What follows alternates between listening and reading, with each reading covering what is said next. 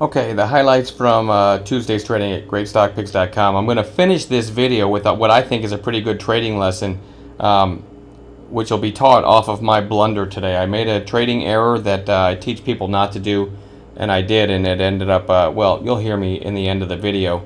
My tone might change. So it's a tough one to talk about, but I'm going to go over I'm going to go over all the calls today in no particular order.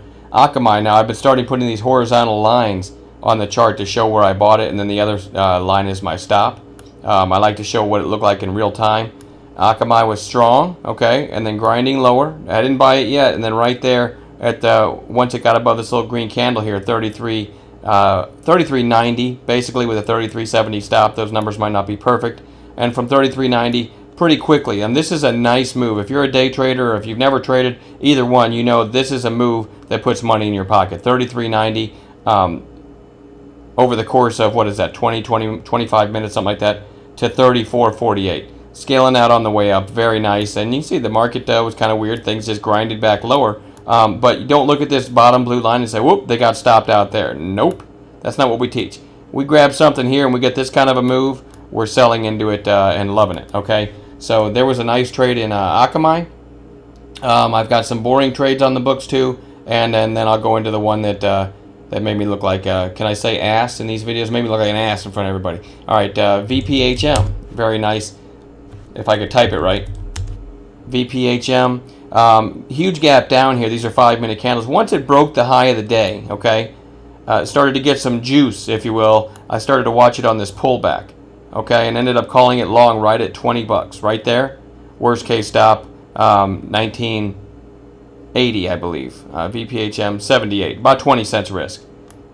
And from there, went through 2050. Again, if you're a trader, you already know this is money in your pocket, okay? You don't look at this and say, I forgot to put the lines on there, but anyway, you don't look at this and say, oh, look, they lost money on it because he called it here, and look where it ended up. By no means. We were selling into this beautiful rally. So there's another nice one from the day. Let's see, AIG, one of our members, Dana, she pointed this out. She knows the kind of pullbacks I like. AIG very strong here, and then a very clean pullback. There's that blue line. There's the entry. I believe it was 34.65, 34.45. Those numbers aren't perfect. And from 34.65, it ended up making it to 34.94 before coming back down to the entry, and ended up closing, as you see, fairly weak. But a lot of these stocks that grinded lower, there's the SPY. That's why, okay? But again, AIG, money in our pocket. Now let's talk about some of the boring ones. NI. Actually, I put out NI during lunch, and it was right about here. I said I liked it at 25.36, and it was, by the time I typed it and sent it out, I didn't have my microphone on during lunch because it was a lunchtime slowdown. So I thought, well, I'll type this out if anyone wants a lunchtime trade, which, by the way, I don't condone taking usually, but I like this one at 25.36. By the time I typed it out, this was back to 25.40. So I turned the mic on real quick and said, hey, everybody, it's already higher than when I typed it, so scrap it. Or, you know, it could work still, but you're chasing it a little bit now. And look what it did, just sideways forever. Ended up going up a little bit here, but really doing much of nothing after I called it. MAS, I believe, was an idea. There's the blue line again on this pullback.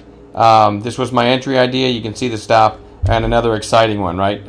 Popped a little bit, but really just went sideways. I ended up with a flat in this one. Never hit the stop, never moved much. Let's see.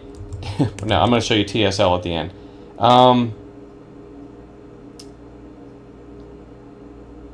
I think that's about it. I think that's about it as far as my calls, except for the one I've been trying to avoid. And this is, you know, I think a pretty good lesson here, all right? And I want to go into it because I think it's instructive. HUN, gapping up and took off early. Now, I don't chase anything. I like things to set up, okay? That's what I teach. So look on the daily. It was gapping above a long, long base, right? Long consolidation, gapping above. We knew it was going to have massive volume. So, of course, this landed on our radar, okay? Once it came down to this 5.8, well, with the 5-minute candle, 8-period moving average, I became interested, okay? So I made a call here. I can't quite remember. It was basically right here. I'm just going to say I could be wrong. I don't want people in the chat room to watch this video and go, no, he's lying to the world. I didn't write down the number, but it's basically around 1560. with a 1540 stop. If those are off by a penny or two, I apologize. It's not intentional. I never try to deceive anybody. So 1560 with a 1540 stop. Right after I called that, no, before I called that, one of our members said, hey Mike, they've got a conference call going on right now, okay? And I kind of absorbed that in my brain, and I said to everybody, well, this makes it a lot more risky because who knows what they're going to say. CEO might pull a little whiskey flask out of his jacket while he's talking. You know, anything could happen, right? But I went ahead and thought, hey, this is worth a nibble here at this rising 5-minute, 8-period moving average, okay? So 1560, 1540. Here's what happens. He pulled the whiskey flask out of his jacket, right? Stopped out, just like that. Now here's what I did wrong.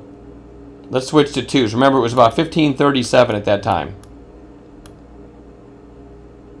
Okay, remember, the call was at 1560, 1540 stop. So basically triggered, stopped, 20 cents, right? And then, here's what I did wrong. This green 2-minute candle, I went ahead and said, I'm trying this again with another 20-cent stop. This was not based on what I teach. This was not based on the chart or the buy zones that I teach. This was based on me trying to get a grudge trade or a revenge trade, right? That's the only thing this was based on. Conference call, I'm sure, still going on. And this was me just trying to get even. All right. If you've traded at all, you've probably done it yourself. But running a chat room, I shouldn't have done it. I just shouldn't have done it. Let's switch back to fives. Well, real quick, you can see 1540, 1520 stop, stopped again. So now I'm stopped twice on this thing. Okay. The first one made sense, except for the whole conference call thing. The second one was the revenge trade that didn't make sense. Okay. So now it's coming down to what I've labeled, although some people says it sounds X-rated, not the G-spot, the sweet spot. G-spot really does sound X-rated. The G-spot here, try it again, I swear I'm not drinking, came down to the sweet spot, the 520, the rising 5-minute candle period. I cannot talk. Maybe I have the whiskey bottle. The rising 5-minute 20-period moving average. This is what I call the real sweet spot. Remember the daily. It's in a strong spot. It's breaking out. Okay, big volume. Okay, so this, now that it's here, I turn on the projector and I say, well, I've already lost twice on this. I'm not going to look like a fool and call something and lose again. But for anyone who sidestepped my blunders, right, and didn't take it, this is the area. If I had just logged in, I think is how I worded it. If I had just logged in today, maybe I had to go to the dentist in the morning, just logged in, I would be licking my chops looking for an entry right here. I probably would have called it right when it hit the red line, 15.15, 20-cent stop, 14.95. Okay, look what happens.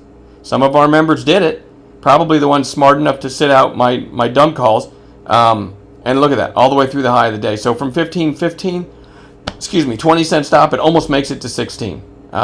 So it ended up, what gave one of my favorite setups, I didn't even participate in because I blew it twice. Now the first entry made sense to me. Okay, right here, give this a try. The second entry was somewhere here in Nowheresville, and it was a grudge trade, and that was enough to keep me from taking the third try because I just didn't want to lose and cause people to lose money 3 times. So I mean, everybody makes blunders, but that one, this should have been a buy no matter what. If you take out the revenge trade, I would have taken that again. I'm being honest with myself. I would have taken it again. Anyway, and then TSL. In the midst of all that, while that was going on, I had mentioned TSL as a buy right here around 773. Little baby solar. It chopped around for a little bit. I had those blunders in Hun, right? So right about here, I tell everybody, you know what? Probably worth taking a flat because we didn't get our bounce. Look what happens. It goes right through the high of the day. So 773, the stop was 763, and it quickly goes to 8. Now that's a nice little percentage gain. And so I probably talked some people out of that one. So, you know, whenever you do something and you break your rules, it can mess up your mind for several other trades too. So anyway, I hope, if nothing else, there's a trading lesson for some traders in this video. So if I can help some people with my stupidity, at least then it was not for no reason at all. Anyway, I'm not going to babble anymore. We'll talk to you guys later.